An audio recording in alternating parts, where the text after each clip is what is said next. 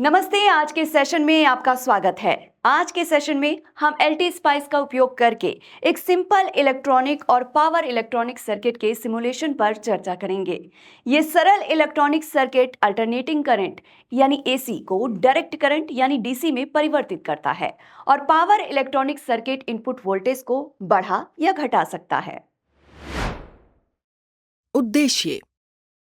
इस सेशन के अंत में आप निम्न में सक्षम होंगे: सिमुलेशन सॉफ्टवेयर का उपयोग करके फुल वेव रेक्टिफायर का निर्माण करना, सिमुलेशन सॉफ्टवेयर का उपयोग करके चॉपर सर्किट का निर्माण करना। रेक्टिफायर से परिचय। रेक्टिफायर एक इलेक्ट्रिकल उपकरण है जिसमें एक या अधिक डायोड शामिल होते हैं जो केवल एक दिशा में करंट के प्रवाह की अनुमति देते हैं। ये मूलतः ऑल्टरनेटिंग करंट को डायरेक्ट करंट में परिवर्तित करता है।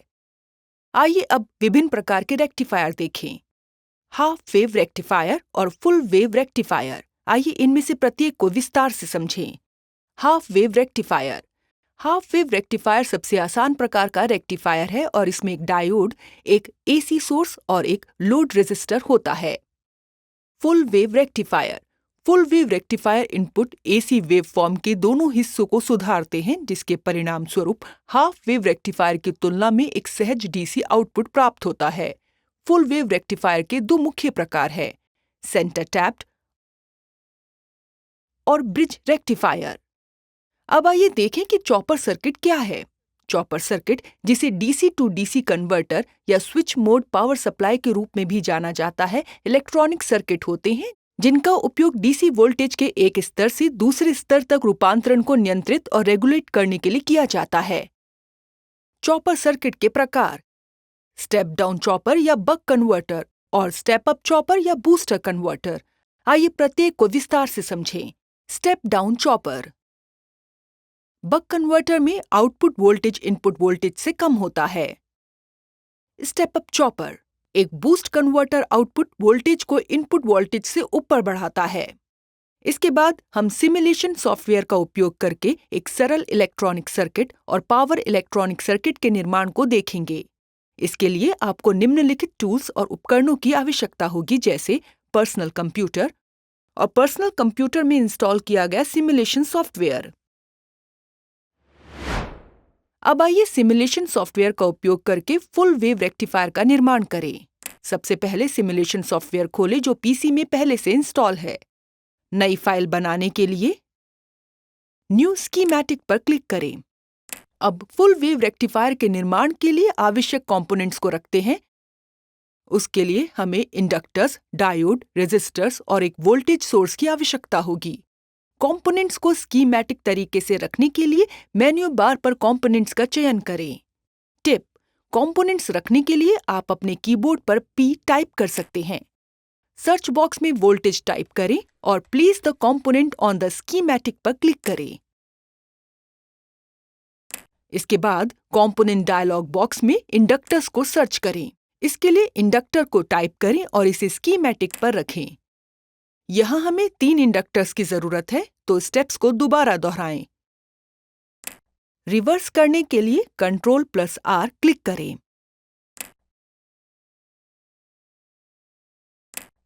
इसके बाद कंपोनेंट्स के मेन्यू में डायोड खोजें या कीबोर्ड शॉर्टकट के रूप में बस D दबाएं। बाकी 2 डायोड के लिए भी यही दोहराएं।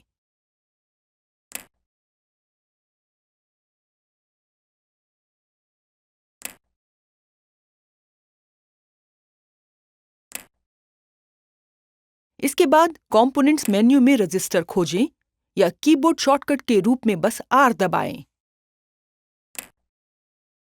अब ग्राउंड पर रखने के लिए बस कीबोर्ड पर G दबाएं और इसे स्कीमैटिक पर रखें।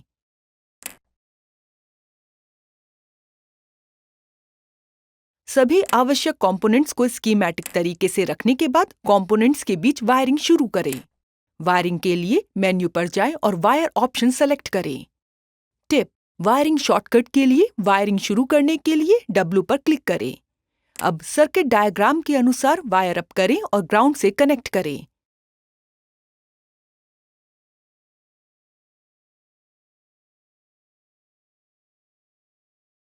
इसके बाद हमें वोल्टेज स्पेसिफिकेशन को ठीक करने की आवश्यकता है। इसके लिए सबसे पहले वोल्टेज पर राइट क्लिक करें और एडवांस्ड पर क्लिक करें। इनपुट सिग्नल उत्पन्न करने के लिए साइन मोड सेलेक्ट करें। अब कॉलम भरें। यहाँ हम ऑफसेट वैल्यू को 0 वोल्ट, आयाम को 230 वोल्ट और आवृत्ति को 50 हर्ट्ज के रूप में चुनते हैं। अब सीरीज रेजिस्टेंस वैल्यू को 0.1 मिली ओम्स चुनें। इसके बाद हमें इंडक्शन वैल्यू को फिक्स करने की आवश्यकता है। इसके लिए सबसे पहले इंडक्टर पर राइट क्लिक करें। अब पहले इंडक्शन वैल्यू को 1 मिली हेनरी पर फिक्स करें और ओके पर क्लिक करें। अब फिर से दूसरे इंडक्टर पर राइट क्लिक करें और उसकी वैल्यू 40 माइक्रो हेनरी फिक्स करें और ओके पर क्लिक करें। इंडक्टर पर राइट क्लिक करें और उसका मान 40 माइक्रो हेनरी पर फिक्स करें और ओके पर क्लिक करें। इसके बाद हमें रेजिस्टेंस वैल्यू को ठीक करने की आवश्यकता है। इसके लिए सबसे पहले रेजिस्टर पर राइट क्लिक करें। अब पहला रेजिस्टेंस वैल्यू 10 किलो ओम्स तय करें और ओके पर क्लिक करें। अब हमें डायोड स्पेसिफिकेशन को फिक्स करने की आवश्यकता है।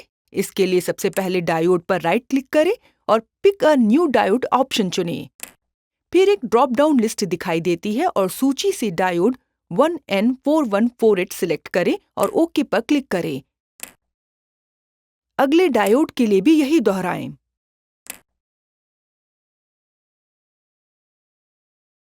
अब हमें कपलिंग कोएफिशिएंट निर्दिष्ट करने की आवश्यकता है। इसके लिए सबसे पहले एडिट ऑप्शन पर क्लिक करें और फिर स्पाइस डायरेक्टिव चुनें। फिर KL1, L2, L3, 1 टाइप करें, जहां K कपलिंग कोएफिशिएंट है, L1, L2 और L3 इंडक्टर के लेबल हैं। 1 कपलिंग कोएफिशिएंट की वैल्यू बताता है। सर्किट का परीक्षण करने से पहले सुनिश्चित करें कि सभी कनेक्शन सही हैं। अब सर्किट का परीक्षण करते हैं। पहले परीक्षण के लिए हमें सिमुलेशन की अवधि निर्धारित करने की आवश्यकता है। इसके लिए सबसे पहले कॉन्फ़िगर एनालिसिस आइकन पर क्लिक करें या कीबोर्ड शॉर्टकट के रूप में A दबाएं।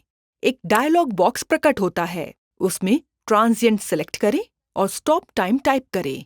यहाँ हमने 5 साइकिल देखने के लिए स्टॉप टाइम 0.2 निर्धारित किया है, अर्थात नंबर ऑफ साइकिल को फ्रीक्वेंसी से विभाजित करने पर स्टॉप टाइम आ जाता है।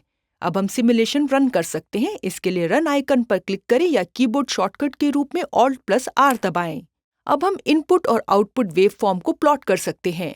इनपुट वेवफॉर्म को प्लॉट करने के लिए कर्सर को इनपुट वोल्टेज को कनेक्टिंग वायर पर रखें। इनपुट वेवफॉर्म प्लॉट किया जा रहा है।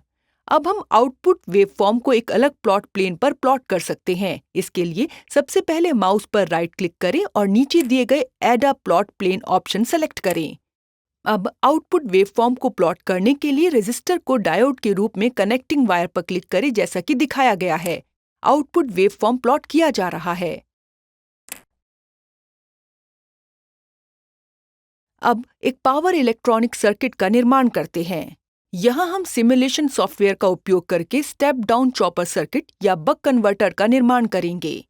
सबसे पहले दिए गए सर्किट डायग्राम के अनुसार चॉपर सर्किट का निर्माण करें। सभी कंपोनेंट्स और वायर को तदनुसार रखें।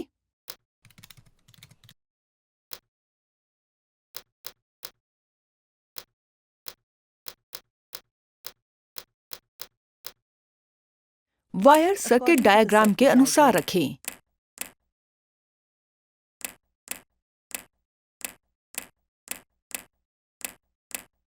अब हम सर्किट में प्रत्येक कंपोनेंट्स के लिए वैल्यू असाइन करेंगे। इनपुट वोल्टेज V1 = 50 वोल्ट और अब ओके पर क्लिक करें। इंडक्शन = 50 माइक्रो हेनरी और ओके पर क्लिक करें। कैपेसिटेंस = 100 माइक्रोफैरड और ओके पर क्लिक करें। रेजिस्टेंस = 1 ओम्स और ओके पर क्लिक करें। इसके बाद हमें वोल्टेज स्पेसिफिकेशन को फिक्स करने की आवश्यकता है। इसके लिए सबसे पहले वोल्टेज पर राइट क्लिक करें और एडवांस्ड पर क्लिक करें। पल्स मोड सेलेक्ट करें।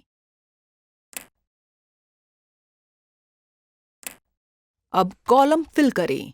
इनिशियल वोल्टेज को 0 वोल्ट पर सेट करें। V on voltage = 12। चूंकि हम गेट सोर्स वोल्टेज का उपयोग कर रहे हैं, अधिकांश मॉसफेट्स 5 to 20 वोल्ट के बीच वोल्टेज स्वीकार कर सकते हैं। Time delay is equal to 0। Rise और फॉल टाइम 1 नैनोसेकंड सेट करें।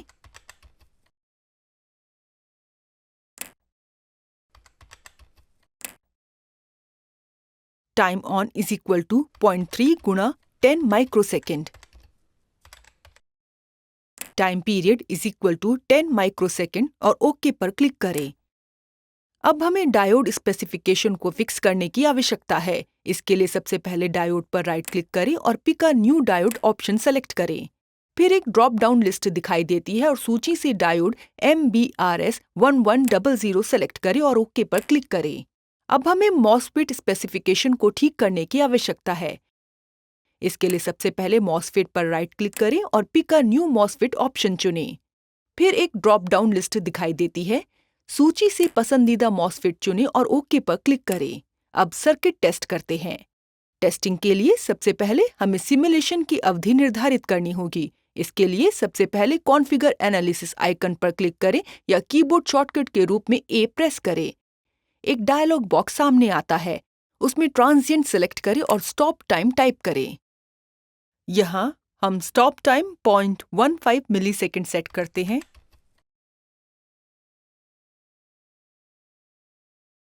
और ओके पर क्लिक करते हैं। अब हम सिमुलेशन रन कर सकते हैं। इसके लिए रन आइकन पर क्लिक करें या कीबोर्ड शॉर्टकट के रूप में Alt+R दबाएं। अब हम इनपुट और आउटपुट वेवफॉर्म को प्लॉट कर सकते हैं।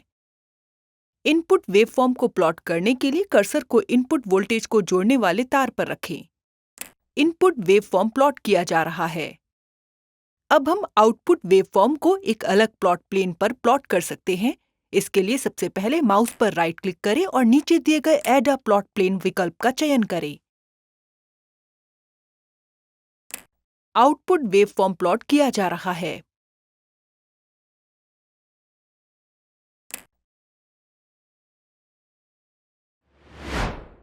इस प्रकार हम सेशन के अंत में आ चुके हैं। इस सेशन में हमने सीखा सिमुलेशन सॉफ्टवेयर का उपयोग करके फुल वेव रेक्टिफायर का निर्माण करना, सिमुलेशन सॉफ्टवेयर का उपयोग करके चॉपर सर्किट का निर्माण करना। वीडियो देखने के लिए धन्यवाद। हम आपसे अगले सेशन में मिलेंगे।